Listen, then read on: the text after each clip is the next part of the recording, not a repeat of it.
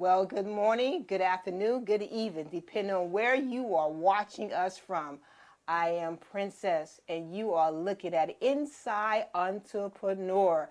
I want to thank you because I know you guys listening to us on LCPM Network, IJ in Studio, IJ in Radio on TuneIn.com. Hey, I want to welcome you once again. Now, tonight I am excited because we have an amazing guest.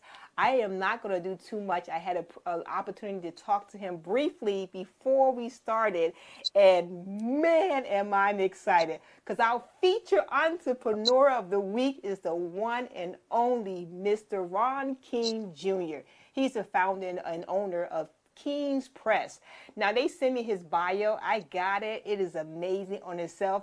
But I want to hear him talk more about himself and his family because, man, I'm telling you, if nothing else, endurance, perseverance, those words come to mind. A vision, a purpose, a legacy that is going to affect generations upon generations and upon generations. I am absolutely positively excited. So instead of me talking all this much, getting my mouth all twisted up, let's bring on Mr. King himself. How are you today? I am wonderful. Thank you for having me today. I appreciate it. I am excited to have you. Now, I wanted to talk about King's Press LLC. What is that? Well, the King's Press is a small family-owned publishing company.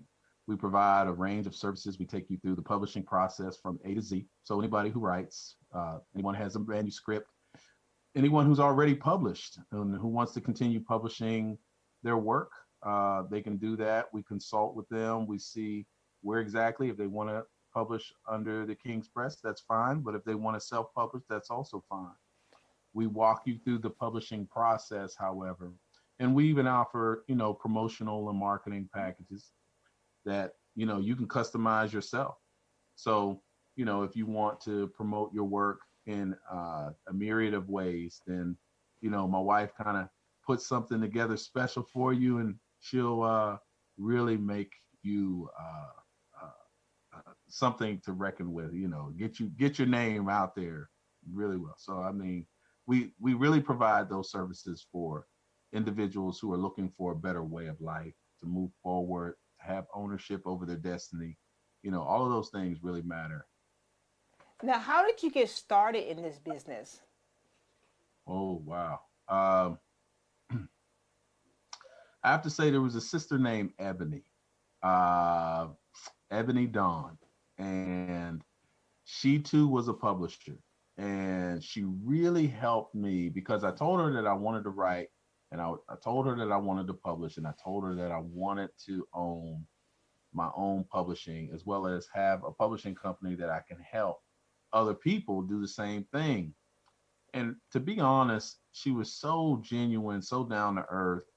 And it was funny because our roots, our connection is from church. We went to a youth group together, and she always talked about how she wanted to be a writer. And about 20 years ago, I started having those same desires. And we just met through happenstance. It wasn't a deliberate sort of connection. It was something that just happened, um, I guess, through contacts, mutual contacts. And, we just got together, and she just walked me through the process. She helped me publish my first book, which was Voices from the School to Prison Pipeline, a Black male educator's memoir. And is basically a memoir about my professional experiences as an educator in urban schools. But really, it's also works as a manifesto to kind of help people understand what the problems actually are outside of the traditional narrative of suspending Black kids or African American students at a disproportional rate, which that is a reality. However, that's not the only issue at hand when it comes to preparing our kids. When I say our, I'm talking about African American kids, Black children for prison instead of college Mm. and legacy. And I kind of work, and it's a really it's about 90,000 words of pain and progress and passion all in one, and it's she really helped me with that, and we really kind of just walked that journey together for that first book. Yeah. So lo and behold, after that, the King's Press was born. That's what I'm talking about. Okay, so you've been in the education field. So can you Yes. kind of give us a little background about that? Because I believe you've been working with the school district for what, over 20 years? Yes, I've been working with children, youth, and families for over 20 years. I started as an education assistant, a teacher assistant.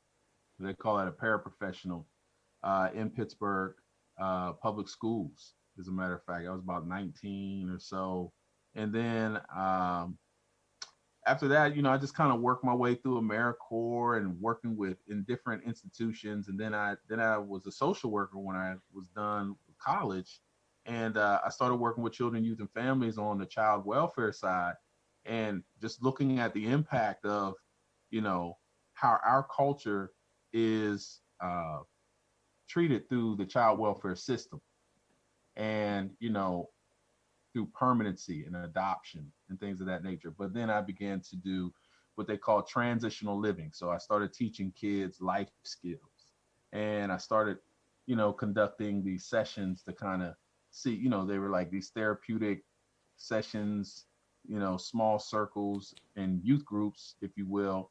And then, I started to get that itch, you know, to teach more, to instruct more. And then I started developing programs around that, and implementing an instructional component. And then that kind of pressed me into getting my master's degree in education. And so when I started pursuing my master's degree, it was over. I come from a family of educators. So there's a history there, there's an experience there that I was familiar with, and I believe I was just natural with really breaking things down, helping people understand, trying to improve upon their development, all of the things that teachers do that we kind of overlook in our society, at least financially, when it comes to the salaries. But you know, that was something that just kind of launched me into the education, the traditional side of education. So that was about 2013. I finished my master's degree. We moved to Charlotte, and I started teaching in Charlotte, Mecklenburg schools. And that was an experience as well. So um, yeah, that's how it came to be. Now I have a question in reference to you being a school consultant and looking to Mhm. transform some of the hard to staff schools. Yeah. Can you talk about that experience that you have? Yes. They're hard to staff schools are schools that people call Title One. Title One is basically a federal mandate that is law that that looks at schools reduce lunch rate or poverty within schools. So they determine um, a school is determined Title One based on how many children qualify for free and reduced lunch, and that is speaking to the poverty thresholds or the number of students. So like 40% is which will qualify a school, around 40% which will qualify a school for Title One funding. So there's funding attached to the Title One. It's a federal mandate. So when you look at that, and the Title One schools that I was used to teaching at were like close to 100% free and reduced lunch. So all of the kids, or nearly all of the kids, qualified for that, which you have a very specific and unique set of problems or challenges that come with that. So kids are coming in, they cannot read on grade level, and there are about 4 or 5 grade levels. I'm gonna give you an example.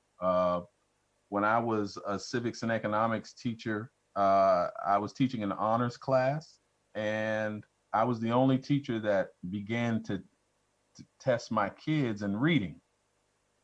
because the teachers we often got together and we often, you know, I would say, you know, vented about, you know, the kids not being able to read the content that we were putting in front of them, such as the textbook or articles that they would have to read, and, you know, graphs, maps, charts. It was very difficult for them. And that was what they were tested on at the end of the year or the semester. But nobody was testing the kids on how to, you know, in reading. We didn't know their level. And then the school started testing the kids on reading, but they weren't giving the teachers the data. So we still didn't know. They were paying for these tests and they didn't give the teachers the data. And then they did away with the test and said it was too expensive. And so we were right back at square one. So lo and behold, I was on the search for some sort of software, something that I could begin to really understand who I was teaching and what skill set they were at, what skill level they were at when it came to reading, because that's like ground zero right there. You need to know. And so I found some software and I began to search, and they were reading I come to find out that they were reading at a 5th grade level. This was a 10th grade honors class. They were reading on a 5th grade level, average. Not all of them, but it was an average 5th grade as a class. So this is a 10th grade honors class, 100% African American students in front of me, and they were reading on a 5th grade level. Now that broke my heart because it really, you know, I'm about in my 5th year, about six year teaching, and I'm just coming to this process myself. Now there's teachers that have been teaching 30 years, 25 years, 20 years that are in this group of professionals that I am communicating with. Everybody's saying the same thing. I'm the only one that's testing kids and reading. So that is a concrete example of what we're up against. And it's not saying that the other teachers do not work hard. Teachers work extremely hard and they work extremely long hours. But there is something to be said about what they call pedagogy, the art of teaching, or the science of teaching is what I like to call it, because there is a science to it. And if you don't know the skill level, you know, you want to start with the end in mind. So if they are in 10th grade, we need to at least try to get them to 10th grade before they move on. It's not likely if they're reading on a 5th grade level, but there are some things that you have to do to build up to that level, to get them beyond where they're at. So that's just one example. I could give so many examples, but oh my goodness. That's what we're up against, and that's what you see. And what I found out is that I was unable to do my job because I was fighting to teach. Ooh. So if I'm trying to teach a class of 25 and 30, you need a level of discipline from the students. Like, you have to be ready to learn so that you can actually get out and actually implement your plan. So you can't have disruption. You can't have conflict. You can't have students, you know, cursing you out and you just let them sit in the classroom because they're having a bad day. No, that is actually a cry for help, because that is unusual behavior. And so you have the pendulum swinging in society this other direction to combat the school to prison pipeline. You have people in the community, our community, that is saying, do not suspend the kids, do not put them out the classroom. That is probably the most detrimental approach that you can have, to leave a kid who is literally cursing out a teacher in the classroom. That kid is crying for help. Now that is fact. Now that my social work background helped me with this, my training in social work helped me with this. When you see behavior like that, that is an indication of trauma. And when you're dealing with trauma, you are not ready to learn. And when you're not ready to learn, you need to be on some sort of crisis safety plan, some sort of therapeutic, or in some sort of counseling uh, session. You need to get counseling. Wow. I'm not saying medication, but I am saying counseling, because Something, right. medication is big business too.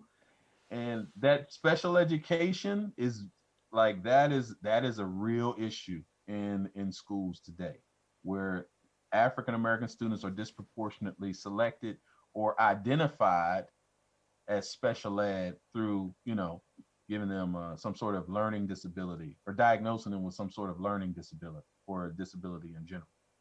But all of these issues are compounded when we ignore them or we don't address them. Teachers are being left to fend for themselves in the classroom, because students who act out in that manner aggressively, and I'm talking about men and women. I mean, teachers are not feeling safe in the classroom, but if you fight back or defend yourself, then you lose your license, or you are literally taken through a litany of humiliating questions when you have been asking for this student to be removed, and the school administrators or the principal or assistant principals or the deans are refusing to remove the student because they don't want to document a high level of suspension rates that they have to. Wow. You see how that works? You, wow. Yes. I mean, in that, now think about that and think about what a teacher does. A teacher, in high school, I woke Oh, up at 5 wow. every morning, and I didn't stop working until maybe about 9 at night. And now you have the behavioral issues on top of that. And now you have this idea, and then the pay. I Yeah, came down. yeah, let's not even get into that pay right You there. see what I'm saying? So you have the stress, you have the stressors with Yes. education, and you have to find a pathway. You have to chart a course, and this is important. This is where the new teacher support is so important, because Mhm. half of our new teachers are quitting in 5 years. Oh, They're wow. quitting the profession altogether in 5 years. So that's what we got. We got that teacher attrition is really high. So the consultation is definitely needed. And I do that through culturally responsive mirrors and modeling. And that is an approach for African American students. And it helps the teacher understand where they need to start and then where they want their students to go. And we, again, just like publishing, we chart and that's what we're looking to do. And we do that through literacy, the comprehensive, culturally responsive literacy program. Okay, so how do people or teachers or even just parents, because a lot of parents right now are doing some homeschool, helping children Oh, during this process, how do they contact you to take advantage of some of your consulting skills? well, they can contact me at 704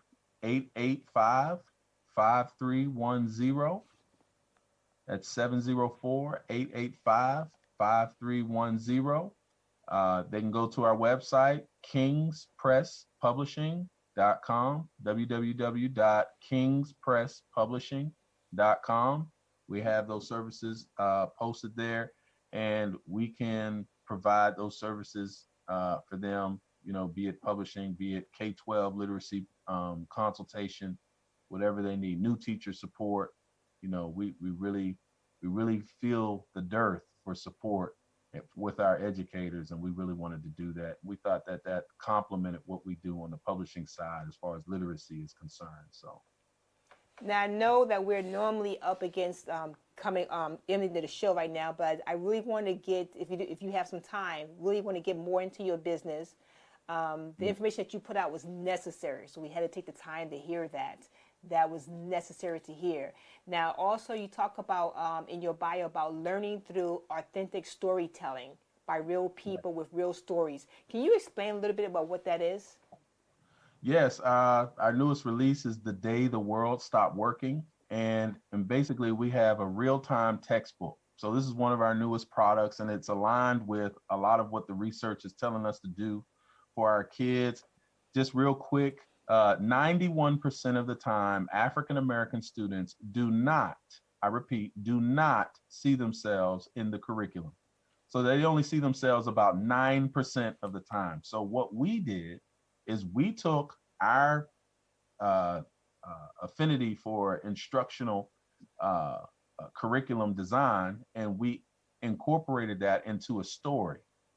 And so the story is reflection of true events based on my son's perspective, my oldest son.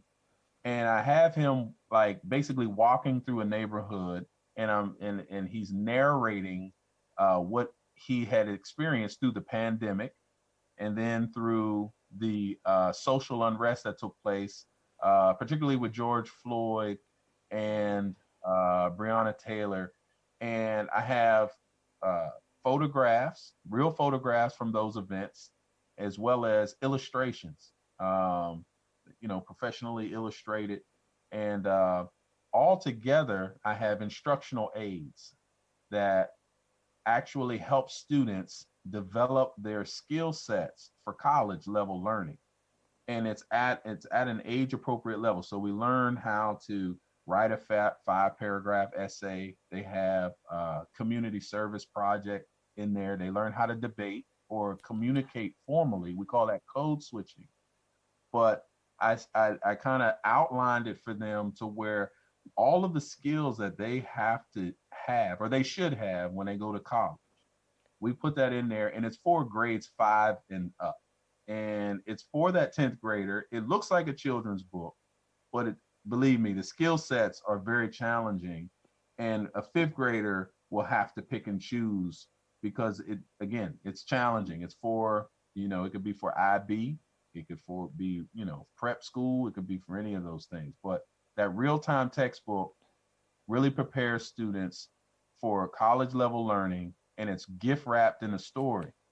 And that's what I mean by authentic storytelling. And you can customize it. So schools can develop their own. That's what we do as a publishing company. Since we come from education, they can customize their own real-time textbook, an event that's historical, that's happening in the moment. They don't have to wait for the textbook to come out next year to talk about it. They can publish something within months. And our turnaround time is faster, it's cheaper, and it's more relevant. This is what culturally relevant practice looks like. This is what culturally relevant teaching looks like. You have to be able to turn around the content faster. You have to implement social media. You have to implement things that the kids like, but also their culture so they can see themselves in the curriculum, not in a negative light, but in a positive light, or at least a neutral light. You tell the truth, but it's age appropriate. So if a 5th grader should not be bombarded with images of rape, murder, slavery, kidnapping, all of these narratives. I taught that. Now I'm Black, as you can see. I taught that at high school, and the kids' heads dropped immediately when I talked about slavery. Why would you do that to a 5th grader? There is a way to deliver that. There's a way to talk about those traumatic events. And we believe the real-time textbook, particularly in this one, The Day the World Stopped Working, is a model for how to do that. So, what other kind of books do you have on your shelf right now in terms of available to the public? Well, all of our books have an instructional component. They have an assessment in there for conversation, as well as for, just developing their skill sets. We have one that's called A People on the Move, Africa's Diaspora for History. Africa's Diaspora and History. That's for grade 6. We have a book that is called It's Time for the Talk.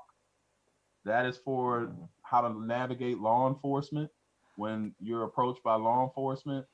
And this is something where an adult, it's meant for a conversation between a trusted adult and a child. It's not just the kid reading it. So it's instructional. It's meant for a facilitator. And then my kids wrote their books You know, my youngest, Jeremiah, he wrote A King for a Day. It's about him taking responsibility, getting older as 7 years old. And, my son, Josiah, he was the first author of the family behind me. And we published this book first. It's called Outer Space and Me. He wasn't being educated in science in the fourth grade. And he decided to make a presentation, and that presentation turned into a book for him.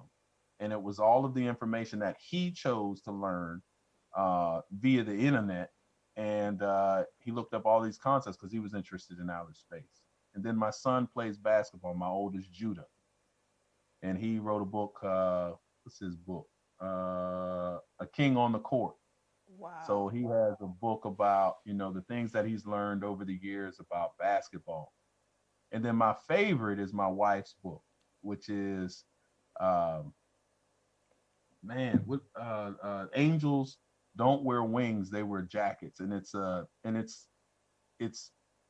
story. The story is impeccable, but my son, Josiah, he did the illustrations. And then the story is a really good story. It's about angels, and it's based on a conversation that he and my wife had when he was about 3 years old. And he concluded that angels don't wear wings, they wear jackets, because there's all of these different people that has helped him over the years.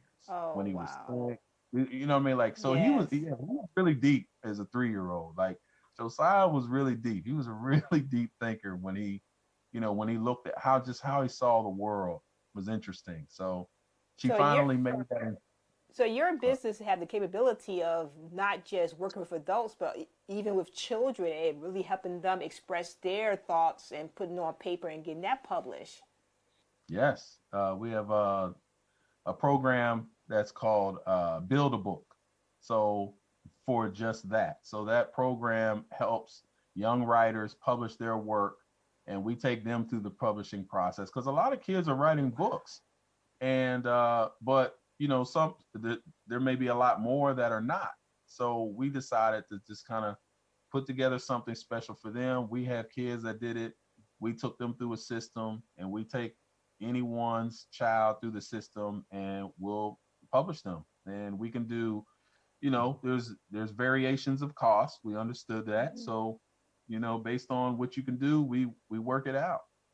That is amazing. So when you started the King's Press, what was the greatest challenge you had? Man, the King's Press, the greatest challenge was internally. Expound on that. God. Oh, I don't know how much time you have, but I'm gonna give you the quick. I'm gonna give you the quick version. This is a 2-part interview. Is that right? I'm gonna tell you what. This is a big one. I mean, this will speak to somebody's soul, I believe. Okay. When you develop a business, when you have a vision for your house or for your family, and that entails entrepreneurial, goals in mind, and then breaking generational curses, which I really look at it like learned behavior. Like, these generational curses that we say, they're really learned behavior, and we really minimize the access that we give people who are actually toxic in our lives. Like, and we minimize it because of who they are to us. So if it's your parents, or if it's your siblings, if it's aunts or uncles or someone, just because they have that title, we say, listen, it's okay that they're toxic, they're my fill in the blank, whoever they are. When you really should be saying, I'm in a vulnerable place because psychologically I don't believe in my vision. I'm having a hard time embracing my vision. I'm having a hard time believing in myself that this can actually come true.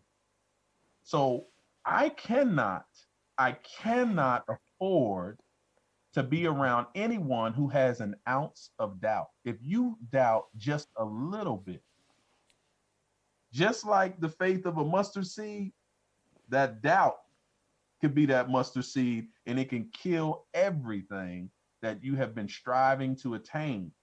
And just like sin is birthed out of a process, so is success.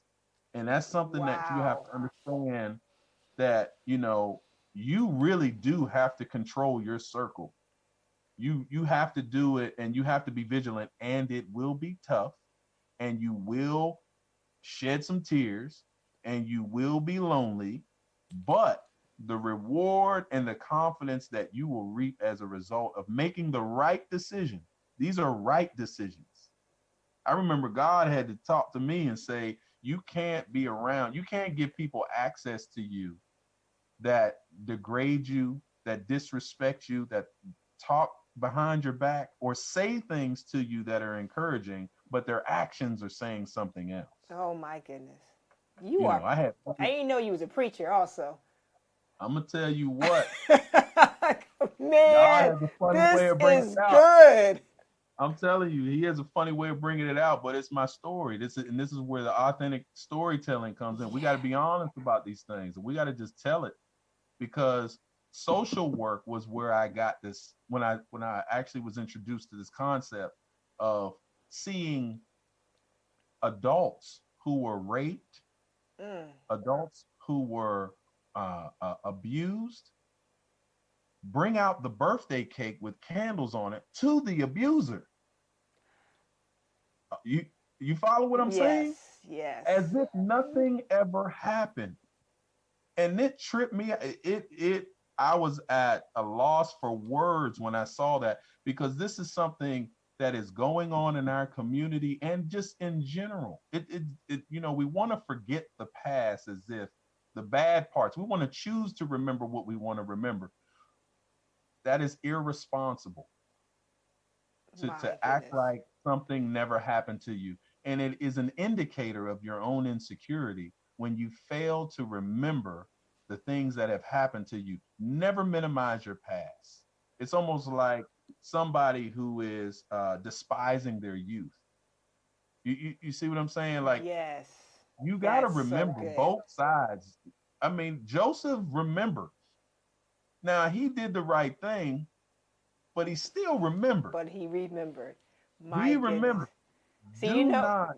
Ron, Do not. Ron, I'm running out of time. Here's the I bottom know. line. I'm going to have to get you and your family, your wife or something, back on to there's so much you have to share with us. I am just like sitting here about to run through the house.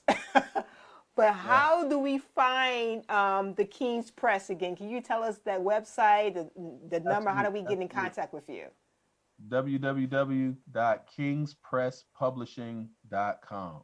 www.kingspresspublishing.com. And you can get in contact with us, 704-885-5310. I don't even know. I think your whoever did your bio, they left out a whole bunch of stuff there. So it is amazing. Wow. We definitely got to have you come back on, definitely with your family, because I have like 20 more questions. And I really want to leave space where you can really just minister to those, because you have a lot in you, and a lot of people need to hear the hard truth. Yeah. And so we're going to have to end here real quick. And again, I want to thank you so much for coming on Inside Entrepreneur. And we wish you the best. I'll send out blessings over to the King's Press. My goodness, the King's Press. That is exciting right there. And I want to thank everybody who's been watching us today, letting us know where you're from. I really appreciate that. I see the comments. Those that are listening to us on IJN Radio. Now, if you have a small business and you want to come here onto Inside Entrepreneur, you can simply just go ahead and drop us an email at lcpmnetwork6@gmail.com. lcpmnetwork6@gmail.com. I am excited. This is Princess. Like I always say in my shows, live a purpose-driven life And yep, you might as well do it on purpose in Jesus' name. Amen, amen, and God bless you.